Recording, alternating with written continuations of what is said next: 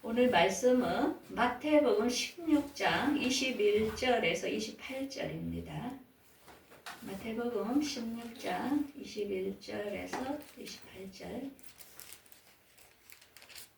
오늘 제목은 죽음과 부활의 소망이라는 제목으로 오늘 말씀을 전하고자 합니다. 며칠 전에 이제 우리 학교 동기 목사님이 유럽에 성지 순례 같이 안 갈래 이렇게 이제 하더라고요. 그래서 내가 베트남 한 5일 갔다 오이 몸살이 나서 이제 내 여행 안 간다. 이제 내가 유튜브로 다 구경하지. 힘들게 그 맨날 빵만 주는 유럽, 또 지가 많은 유럽. 나 진짜 싫다 유럽이. 이제 그러고 이제 말았거든요. 그러면서 이제 이 성지에 대하여 우리가 이집트 하면은 정말 우리 기독교의 어떤 시작과 같은 역사와 같은 애굽, 그죠? 너무 중요한 것이죠. 그래가 이제 애굽에 대하여 이제 많이 이렇게 살펴봤어요. 살펴보면서 이 피라미드라든지 그 왕의 무덤이라든지 이런 건축 이런 걸 보면서 야, 대단하다. 어떻게 그때에 이렇게 이걸 다 돌로 이렇게 짓고 했는데 대단하다. 근데 그들은 왜 이렇게 무덤을 이렇게 장식을 했을까요? 여러분들 왜 이렇게 무덤에다가 투자를 많이 했으리라고 생각합니까? 여러분들 어떻게 생각해요? 왜? 내세. 예? 내세. 내세. 다시 살아난다는. 예? 다시 살아날 거라. 다시 살아날 거라. 예. 다 맞아요. 그래도 몇 개가 좀 빠졌죠? 이 무덤을 장식하는 게, 이들은 내세에 죽은 다음에 사후세계가 있다고 이렇게 믿었죠. 그래서 그 무덤 안에서 생활을 해야 되기 때문에 그냥 아주 우리가 집 공간을 멋지게 짓듯이 그들도 그 나름대로 모든 걸 그 무덤 안에 이렇게 해놓은 것입니다. 그래서 어떤 미라를 만드는 거는 이제 죽은 영혼이 이제 낮에 돌아다니다 또 밤에는 또 그 미라 안으로 들어와야 되기 때문에 그래서 이렇게 굉장히 그 시체를 안치하는데 미라 만드는데 신경을 많이 쓰고 그 다음에는 또 왕의 건의가 들어가죠. 이 무덤을 보면서 그래서 권력이라든지 또 업적 또 후세에 이렇게 보이기 위한 이런 게 많았죠. 그래서 사람들 속에는 우리는 죽지 않는다 하는 뭔가 이렇게 본성이 있어요. 그래서 이 무덤을 굉장히 중요시 여겼는데 우리가 유럽을 보면은 굉장히 또 건물에 집착을 하죠. 그래서 우리가 그 이탈리아나 이런 데 보면은 막 정말 그 건축물들을 보면서 성당이라든지 베드로 성당이라든지 이런 걸 보면서 그 화려함에 이렇게 놀랬죠. 그래서 우리가 세상 사람들은 남에게 보이는 것 또한 이 세상에 뭔가를 물건을 짓는 것 이런 데에 관심이 많다는 거죠. 근데 우리 예수님 무덤은 어땠습니까? 이 무덤이 필요가 없는 거죠. 왜? 무덤이 있을 이유가 없고 이 땅에다가 건축을 남길 이유가 없기 때문이었죠. 그래서 우리가 성경을 출애굽기를 배우다 보면은 이스라엘 백성들이 비동과 나암셉에서 이 국고성을 짓는 데에 엄청난 핍박을 받은 사실을 우리가 출애굽에서 알 수 있습니다. 그래서 옆에 그 화면에 보면 그게 비동 이렇게 나오는데 이제 국고성이라 하면은 나라의 전략 곡식이라든지 모든 것을 저장하기 위한 것을 이렇게 짓는 성이었죠. 그래서 이게 지금 이집트 보면 온도가 이게 40도 정도 올라갑니다. 걸어 다니면서 막 아이고 더워 하면서 이렇게 성지 순례자들도 다니는데요. 정말 이런 환경에서 그 일을 지었다는 게 자꾸 이렇게 벽돌을 집하고 섞어서 이렇게 지었죠. 그래서 그 바로 왕이 보면은 막 그 볏집을 구해서 막 지어라는 정도로 혹사를 시키기도 했는데 이렇게 그 이집트에 보면은 우리가 유럽보다도 기회가 되면 성지 순례를 이렇게 그 이집트 애굽을 한번 가보는 게 정말 성경에 보는 실감이 이렇게 나는 것 같습니다. 그런데 우리 기독교인들은 이렇게 사람들 제가 많이 이렇게 믿는 사람들을 대하면서 그들이 하는 말을 들어봅니다. 이렇게 생각합니다. 당신은 죽은 다음 어떻게 될 것 같아요? 이제 나이가 드신 분들은 난 주님 앞에 서는 게 소원이다. 나 부끄럼 없게 서는 게 소원이다. 이런 말을 해요. 근데 우리가 신앙이라는 게 연령이 저도 아주 어릴 때부터 모태신앙이기 때문에 우리가 알고 있는 천국이라는 것은 이렇게 알았죠. 아, 내가 열심히 예수 믿으면 또 선한 일을 하고 전도 열심히 하면 난 천국에 가면 막 상을 받고 좋은 집에 살 거야. 이러면서 우리가 죽은 다음에 가는 천국, 그걸 생각한 사람들이 아마 많을 것입니다. 그러면서 어제 어떤 사모님이 이런 말을 하더라고요. 아, 나 천국에 정말 가면 부끄럽게 어떻게 갈 수 있을까? 이렇게 그게 무섭고 두렵다. 이렇게 말씀하시더라고요. 그래서 우리가 살다 보면 그 사람이 아는 것만큼만 생각하기 때문에 우리가 대화를 길게 할 수가 없어요. 왜? 이 조금 아는 사람과 많이 아는 사람과 대화가 안 되기 때문이죠. 그래, 우리가 많은 기독교인들이 이 부활이라는 걸 너무나 모른다는 거죠. 그래서 제가 감천교회 이제 여전도의 헌신예배 설교를 하러 갔을 때 이게 부활에 대하여 설교를 했거든요. 그래서 과연 내 설교를 얼마나 알아들을까? 정말로 의문이 되는 게 많습니다. 여러분들은 부활을 알고 있습니까?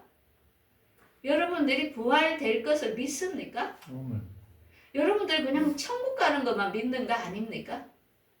그래서 우리가 지금까지 너무나도 많은 그 이론이나 모든 설교를 잘못 알아왔기 때문에 이 부활이라 하면은 가장 싫어합니다. 마이가 제일 싫어하는 단어가 부활입니다. 왜?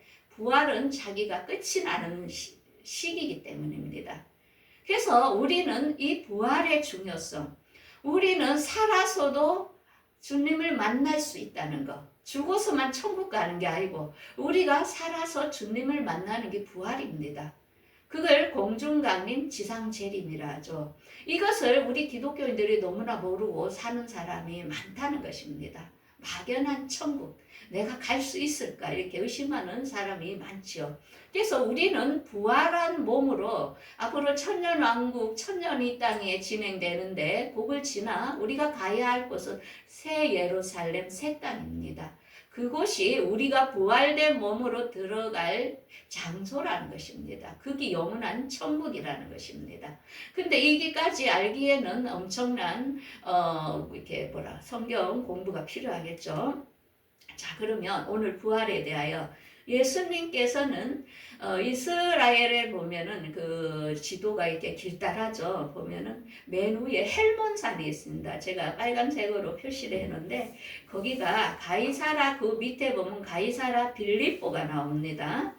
그래서 우리가 이스라엘 성지 순례를 가면 좋은데 지금은 전쟁 때문에 이렇게 갈 수가 없죠.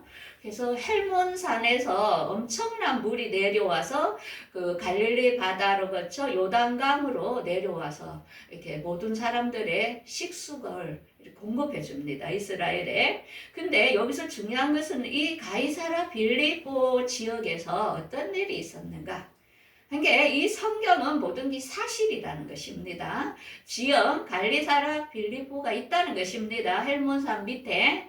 거기에서 예수님께서는 제자들에게 물었습니다. 사람들이 나를 누구라 하느냐? 이렇게 물었습니다. 그러니까 그때에 이스라엘은 모든 사람들이 사람은 죽었다 살아서 또 다시 환생하는 것처럼 또 그 사람이 죽은 사람이 다른 사람들에게 환생하는 그런 걸 믿었습니다. 그래서 사람들이 이럽니다. 때로는 요한이라고도 합니다. 때로는 엘리야라고도 합니다.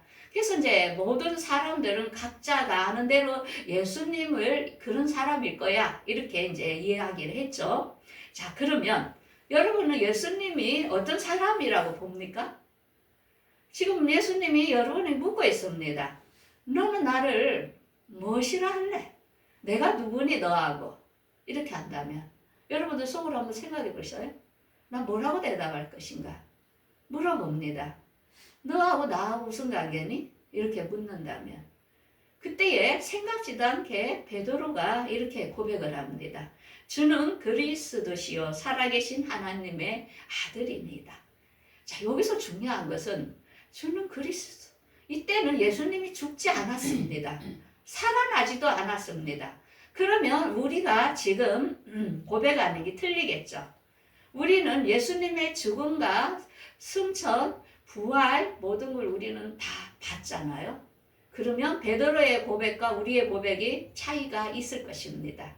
자, 그러면서 예수님께서는 기분이 너무 좋았습니다. 이 엄청난 고백을 할 때에 예수님 자체를 인정해 준 것에 대하여 베드로에게 이렇게 이야기합니다. 내가 천국 열쇠를 내게 주리니 내가 땅에서 무엇이든지 매면 하늘에서도 매일 것이요 내가 땅에서 무엇이든지 풀면 땅에서도 풀리리라 하시고. 이게 뭡니까? 천국을 들어갈 수 있는 통로로 사용하신다는 것입니다. 그게 뭡니까? 베드로에게 사도의 권세를 준다는 것입니다. 여러분들에게도 예수 그리스도를 믿는 여러분들에게 이 열쇠를 주셨습니다. 이 열쇠는 뭐냐? 여러분들이 복음을 전할 때에 그 생명이 천국으로 들어갈 수도 있고 그렇지 않을 때에 땅에서도 매일 수도 있다는 것입니다. 그 정도로 우리에게는 엄청난 사명을 줬다는 것입니다. 천국을 열기도 하고 닫기도 하고 그 정도로 복음 전파의 사명이 가장 귀하다는 것입니다. 그러면서 예수님께서 이 고백을 하신 뒤로부터 부활에 대하여 죽음과 부활에 대하여 제자들에게 오늘 말씀을 했습니다. 그래서 오늘 본문 말씀이 부활이 뭘까?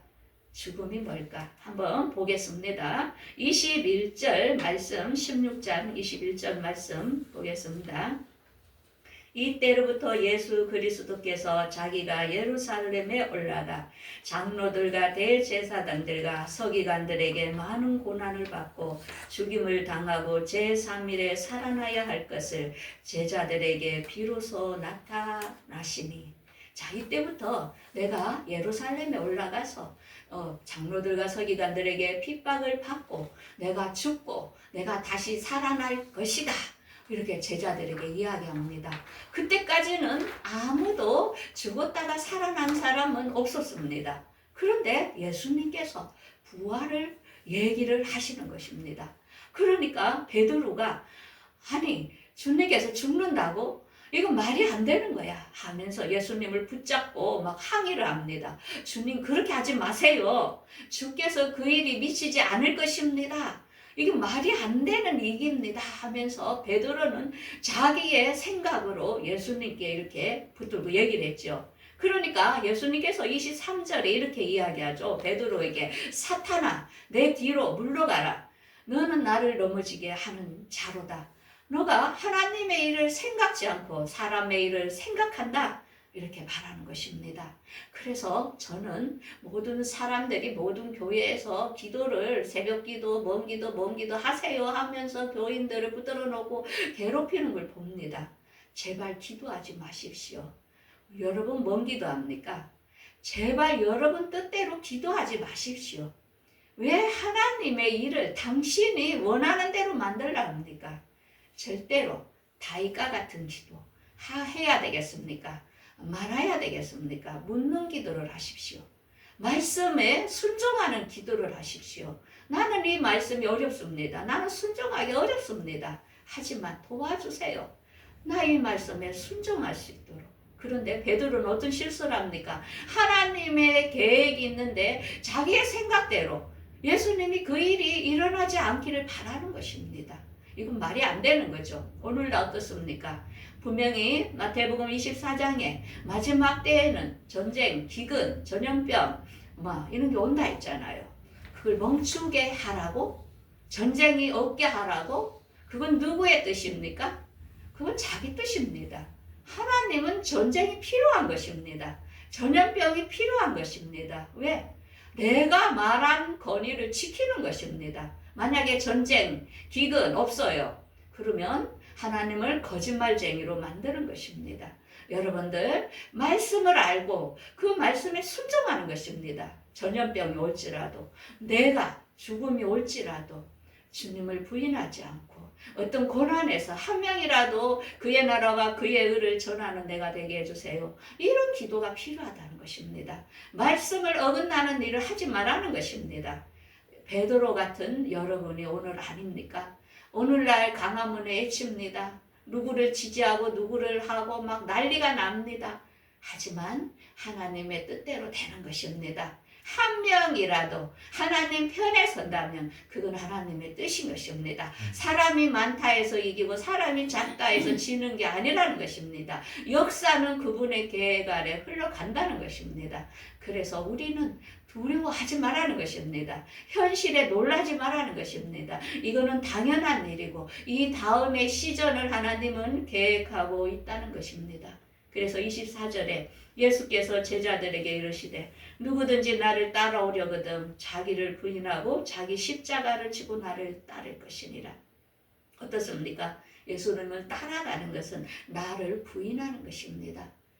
내 생각과 예수님의 생각과 틀릴 수 있습니다. 그렇지만 내 생각을 접는 것입니다. 우리가 자녀를 키우다 보면 자녀 생각과 부모 생각이 틀립니다. 그럴 때 자녀는 어떻습니까? 자기 생각을 주장합니다. 그때 부모는 마음이 상합니다. 왜? 부모는 많은 연령과 경험이 있기 때문에 그렇게 할 때에 자녀에게 더 고난이 있기 때문에 앞서서 그렇게 하지 않으면 좋겠다고 권면을 합니다. 하지만 자녀는 절대 자신을 꺾지 않습니다. 마찬가지입니다. 하나님은 누구를 사랑하겠습니까? 우리 생각과 하나님 생각은 엄청나다는 것입니다. 그때에 내 생각을 접는 사람, 그분의 말에 순종하는 자, 거기 자기를 부인하지요. 이게 자기의 부인은 뭡니까? 고운 가루가 되는 것입니다. 내 자아가 부서지는 게 얼마나 아픕니까? 내가 하기 싫지만은 그래도 주님이 한 생명이라도 기하여 내가 너를 쓴다면 우리는 순종하는 것입니다. 누구나 편하고 안일하게 살고 싶겠지요. 그렇지만 사명의 길을 간다는 것은 우리가 그의 나라와 그의 일을 위하여 동참하는 것, 주님은 그 마음을 보신다는 것입니다. 그러면서 이렇게 말하죠. 25절에 누구든지 자의 목숨을 구원하고자 하면 잃을 것이요 누구든지 나를 위하여 제 목숨을 잃으면 찾으리라. 온 천하를 얻고 목숨을 잃으면 무엇이 유익하리요? 무엇을 주고 제 목숨과 바꾸겠느냐? 마찬가지입니다. 사탄은 우리가 창세기부터 하나님께서는 우리를 흙을 먹으라 했습니다. 흙이 뭡니까? 우리 육체를 말합니다. 사탄은 우리를 병들게 하고 우리를 죽이게 하고 우리의 육체를 자기가 다 공격할 수 있습니다. 그렇지만 우리의 영혼은 건들 수 없다는 것입니다. 여러분들, 우리가 사는 건 영혼입니다. 육식으로 잘 먹고 잘 사는 게 목적이 아니라는 거죠. 그래서 사탄에게 너가 평생 우리가 여자와 사탄과 원수가 된다 했지요. 우리가 선악과를 따먹음으로. 그러면서 사탄에게는 흙을 먹는 그의 사명을 줬습니다. 그래서 마귀가 우리들을 달라들 때에 놀라지 마십시오. 그는 마귀의 사명을 다하고 있는 것입니다. 우리는 우리의 사명을 하면 되는 것입니다. 자, 그래서 이렇게 말합니다. 27절에 인자가 아버지의 영광으로 그 천사들과 함께 오리니 그때에 각 사람의 행한 대로 갚으리라. 진실로 너희에게 이르노니 여기 서 있는 사람 중에 죽기 전에 인자가 그 왕권을 가지고 오는 것을 볼 자들도 있느니라. 이 말씀은 마태복음 25장 너무나 중요하죠. 예수님께서 십자가 지시기 전에 내가 이 땅에 올 것이다. 천사들과 함께 올 것이다.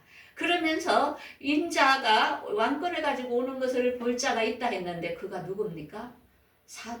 요한이죠. 우리가 잘 아는 바모섬에서 예수님의 왕권을 가지고 오신 것들은 봤죠. 예수님의 제자 중에 요한만 그 모든 것을 다 목격을 하면서 요한계시록을 저술을 했습니다. 그래서 여기서 중요한 것은 인자가 아버지의 영광으로 천사들과 함께 온다는 것입니다. 이 약속을 예수님은 우리에게 지킬 것인지요. 우리가 마태복음의 25장에 보면은 달란트 비유, 슬기로운 5 처녀 비유와 또한 달란트와 또한 인자가 올 것을 이렇게 우리에게 말씀을 예수님을 해주시면서 그분이 십자가를 지신 것을 알 수 있는데요. 인자가 모든 자기 영감으로 천사들과 함께 올 때에 모든 민족을 양과 염소를 나눈다는 것입니다. 오른편에는 양, 왼편에는 염소 이렇게 나눈다는 것입니다. 그래서 국가에도 오른편, 왼편, 좌파, 우파가 있습니다. 자, 어느 편에 서겠습니까? 그래서 중요한 거는 오른쪽에 있는 사람들은 올로 천국으로, 왼쪽에 있는 사람들은 지옥으로 간다고 지금 이야기를 하고 있죠. 그래서 이들에게는 오른편에 있는 사람들에게 왜 오른편에 있는 사람을 칭찬하냐면은 너가 줄일 때에 내가 먹을 것을 주었고 목마를 때에 마시게 하였고 나그네 되었을 때에 영접하였고 헐벗을 때에 옷을 입혔고 병들었을 때에 돌아보았고 옥에 갇혔을 때에 보았느니라. 자, 여러분 이것을 누가 잘합니까? 사회복지에서 잘하죠. 얼마나 가난한 사람 잘 돌봅니까? 국가에서도 얼마나 잘 돌봅니까? 그러면은 이게 뭡니까? 이거는 육적인 거죠. 우리는 영의 눈으로 봐야 된다는 것입니다. 제가 사회복지를 전공했죠. 그렇지만은 굉장한 해이를 많이 느꼈어요. 왜? 아니 맨날 빈곤에도 가난한 사람들은 그걸 얻기 위하여 절대 부자가 되려고 안 한다는 것입니다. 그래서 사회복지가 많이 되면 어떻습니까? 국가가 가난하게 되죠. 그러면 부자들은 맨날 세금 내야 돼요. 누가 부자 되려 하겠습니까? 이게 너무나 병든다는 것입니다. 그러면은 우리 예수님께서 이 세상에 먹고 사는 것 때문에 이 말을 했을까요? 이 말의 의도는 뭐냐면은 복음이 필요한 자에게 살려주라는 것입니다. 우리는 그의 나라와 그의 하늘나라가 목적이지 이 세상에 잘 먹고 잘 사는 게 목적이 아니라는 것입니다. 그래서 이것을 열심히 하는 목사님들도 있습니다. 우리가 최일돈 목사님도 우리 교단인데 뭐 밥퍼주고 불쌍한 사람들 먹이고 그런 공동체 이런 거 많이 하죠. 근데 우리는 본질을 잃어버리면 안 된다는 것입니다. 예수님께서 누가복음에 내가 온 목적은 가난한 자에게 병든 자, 눈먼 자에게 빛을 보이게 하여 왔다는 것입니다. 그게 뭡니까? 예수님을 몰라서 병들고 어둡고 포로된 자에게 해방시켜 주기 위하여 예수님은 오셨다는 것입니다. 그러면 뭡니까? 줄일 때 생수가 없어서 말씀이 없어서 그들은 지옥으로 갈 수밖에 없고 나그네 예수님을 못 만나게 해줬을 때 그는 나그네밖에 될 수가 없다는 것입니다. 예수님을 못 만나면 병이 든다는 것입니다. 영육이 병이 든다는 것입니다. 옥에 갇혔을 때에 포로몬의 마귀에게 갇혀버리고 만다는 것입니다. 그런 자 우리가 살면서 이런 생활도 중요하지만은 예수 그리스도 생명의 그분을 증거하는 일이 얼마나 중요하다는 것을 알려줍니다. 그러니까 의인들이 내가 어느 때에 이런 일을 했냐 하니까 이건 뭡니까? 우리는 생활 속에서 예수 그리스도의 복음을 전하며 가난한 자에게 도움을 주며 이거는 생활이라는 것입니다. 그래서 내가 태를 내고 한 게 아니고 그냥 내 일상생활이 되었다는 것입니다. 그런 자를 주님은 다 보고 계셨다는 것입니다. 그런 자는 당연히 천국으로 갈 수밖에 없지요. 그런데 이제 그들에게 예수님이 이렇게 하죠. 형제 중 지극히 작은 자 하나에게 한 것이 내게 한 것이다. 그렇죠. 우리는 복음을 위하여 한 생명에게 한 것이 지극히 작은 어린애에게 한 것이 내게 한 것이라는 것입니다. 많은 게 중요한 게 아니고 얼마나 최선을 다하느냐가 중요하다는 것입니다. 그런데 왼편에 있는 사람들에게 어떻게 합니까? 너희들은 마귀와 함께 사자와 예비된 영원한 불로 들어가라 이럽니다. 내가 줄이고 먹을 것이 없고 목마르고 할 때 나그네 되었을 때 너는 나에게 대해 아무런 관심이 없었다 이거죠. 그러니까 이 사람들이 뭡니까? 우리가 언제 그렇게 했냐 하면서 예수님께 달라들지요. 그러니까 작은 자 하나에게 한 것이 내게 한 것이다 이렇게 말합니다. 오늘날 많은 유튜브에 보면은 많은 사람들이 예수 이름으로 귀신을 쫓아내고 병든 자도 고치고 이런 일을 많이 합니다. 중요한 건 뭐냐? 그 속에 예수 그리스도의 말씀이 없다는 것입니다. 마귀도 그거는 다 할 수 있다는 것을 우리는 알아야 됩니다.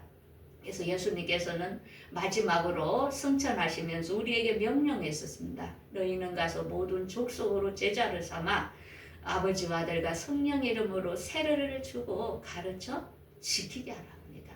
우리에게는 유언입니다. 우리는 이거를 해야 될 사명이 있다는 것입니다. 그래서 2000년 동안 예수님께서는 이 사명을 하고 나서 이제는 결실할 때가 왔다는 것입니다. 예수님은 뭐랬습니까? 내가 올라가면서 이 다음에 너희들을 데리러 올 것이다. 내가 너희들을 위하여 거처를 예비해서 너희들을 다시 내게로 인도할 것이라 합니다. 그때가 뭐라고요? 다시 오실 공중 강림이라는 것입니다. 자, 그러면서 고린도전서 15장에 이렇게 말하죠. 오늘 여러분들에게 우리 예수님은 여러분들에게 비밀을 알려줍니다. 그 비밀이 뭐냐? 내가 비밀을 말하노니 우리가 다 잠잘 것이 아니요 마지막 나팔에 순식간에 훈련이 변화되리니 나팔 소리가 나며 죽은 자들이 썩지 아니할 것으로 살아나고 우리도 변화되리라. 그래서 우리가 마지막 나팔은 7채 나팔입니다. 7인, 7나팔, 7대죠. 요한계시록을 알아야 성경은 다 열리는 것입니다. 자, 그러면은 마지막 나팔에 어떤 6채 나팔이 제가 항상 강조했죠. 6채 나팔은 중동 전쟁이라고. 그래서 지금 러시아와 우크라이나가 한 달 휴전을 하려고 막 하고 있죠. 그 휴전은 할 수 있어요. 그렇지만은 러시아를 잘 보십시오. 러시아, 중국, 이란 다 뭉칩니다. 누구하고 싸우려고요? 이스라엘을 쳐들어갑니다. 우리는 6채 나팔이 지금 터지려 하고 있습니다. 6채 나팔, 이거는 전쟁은 길게 안 합니다. 왜? 예수님이 재림을 하셔야 되기 때문에. 그래서 우리는 깨어 있어야 됩니다. 오늘날 교회는 이런 설교를 하는 데가 없습니다. 저도 정말 이 계시록이 알고 싶어서 신학대학원까지 가서 공부를 했지만 거기도 아무도 안 가르쳐 줍니다.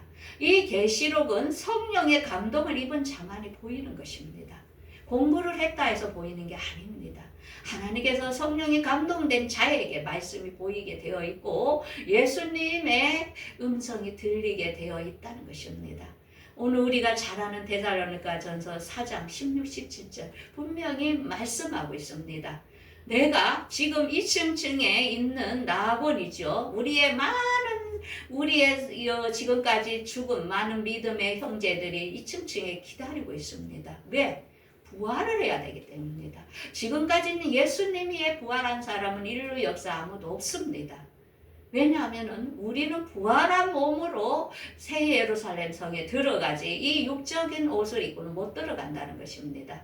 그래서 먼저 죽은 자들이 먼저 예수님께서 공중 강림할 때, 그때는 예수님이 땅에 내려오는 게 아닙니다. 공중 강림할 때에 나원에 있는 우리 믿음의 조상들이 먼저 부활체를 입고 그 다음에 우리가 끌어올려 그를 영접하게 되는 게 부활이며 휴거라는 것입니다. 그런데 이것을 잘못 가르치고 잘못 알았기 때문에 1992년에 막 난리가 났죠. 휴거 사건에. 그때 많은 사람들이, 그 뒤로부터는 많은 목사님들이 절대 우리 부활에 대하여 휴거에 대하여 말하지 않습니다. 왜? 이단으로 들릴까 봐. 근데 중요한 거는 뭐냐? 있다는 것입니다. 부활은. 말씀은. 그래서 부활에 대하여 우리가 계시록을 닫아놨기 때문에 지금까지 이해를 못했던 것입니다. 계시록 12장 5, 6절에 분명히 부활에는 두 부류가 있다는 것을 보여줍니다. 여자가 아들을 낳으니 이는 장차 철장으로 만국을 다스릴 남자라. 그 아이를 하나님 앞과 보좌 앞으로 올려가더라. 자, 여기서 남자는 성경의 남자, 여자는 이 세상의 남자, 여자를 말하는 게 아닙니다. 남자는 성령의 인을 받은 사람, 그리스도와 연합된 사람, 그리스도의 옷을 입은 사람, 부활될 사람을 남자라고 하는 것입니다. 그래서 이걸 잘못 알고 여자는 목회를 하면 안 되고 이렇게 엉터리를 해석하는 교단이 많은데, 믿음의 신부, 그리스도의 신부를 남자라 하는 것입니다. 그는 올려간다는 것입니다. 그렇지만은 못 올라갈 사람이 있다는 것입니다. 오늘도 설교하는 여러분 가운데도 나도 못 올라가면 어쩌지? 그 사람은 여기에 해당됩니다. 여자가 강야로 도망가매 거기서 1260일 동안 그를 양육하기 위하여 하나님께서 예비하신 곳이 있더라. 뭡니까? 여자는 교회를 말하는 것입니다. 교회, 믿음에서 믿음이 모질한 사람. 알곡을 말하지요. 고운가루와 알곡은 틀립니다. 우리가 말씀에 따라 말씀을 얼마나 내 안에 기름을 담느냐에 따라서 고운가루가 될 수가 있고 그대로 알곡으로 남을 수가 있다는 것입니다. 이들은 3년 반 동안 앞으로 우리에게 디지털 시대가 옵니다. 우리 오른손과 이마에 이 표를 내야만이 우리의 화폐를 사용할 수 있는 시기가 딱 3년 반이 올 것입니다. 이때에 핍박을 받으면서 회개하면서 재림하실 예수님을 맞이할 교회가 여기에 해당된다는 것입니다. 여자에 해당된다는 것입니다. 여러분 우리는 지금 너무나도 엄청난 시전에 살고 있다는 것입니다. 자, 그래서 여기에 남은 자들은 어떤 자들이냐면은 휴고되고 나서 남은 자들은 교회입니다. 그들도 믿는 사람입니다. 가라지, 쭉정이, 그 다음에 알곡이 후 3년 반에 남아서 짐승의 표와 우상에게 경배하는 시기에 고난을 받을 것입니다. 이때에 그들은 예수 그리스도로 흰옷을 입어야만이 그들은 재림하실 예수님께 부활되는 자들이라는 것입니다. 그들은 누구라고요? 14만 4천. 신천지들은 지네들이 14만 4천이라 하는데 14만 4천은 유대인과 이방인의 총수를 말하는 것입니다. 상징적인 수를 말하는 것입니다. 이스라엘의 남은 자들, 앞으로 이스라엘의 전쟁으로 인하여 많이 죽고 3분의 1이 남겨줄 것을, 남은 자를 둘 것을 우리 구약으로 보면은 다 약속을 해놨습니다. 그래서 이스라엘 땅을 잘 주시하십시오. 이스라엘이 마음 아픕니다. 앞으로 너무나 그 땅은 많이 전쟁이 지금 치러져야 된다는 것입니다. 그러면서 그들은 휴거되지 못했기 때문에 예수의 피로 회개를 해야 될 사람들이라는 것입니다. 그래서 앞으로 구체적으로 이걸 다 한 번에 다 가르칠 수는 없기 때문에 차근차근 알 수 있습니다. 그래서 오늘의 핵심은 죽음과 부활, 우리는 부활이 있다는 것입니다. 만약에 우리가 부활이 없다면은 고린도전서 15장 19, 20절에 이렇게 말하죠. 만일 그리스도 안에서 우리가 바라는 것이 다만 이 세상 삭뿐이라면 모든 사람 가운데 누가? 우리가 제일 불쌍한 사람입니다. 그러나 이제 그리스도께서 잠자는 가운데서 다시 살아나사 잠자는 자들의 첫 열매가 되셨도다. 여러분들 불쌍한 사람입니까? 예? 아니죠. 우리는 부활이 있습니다.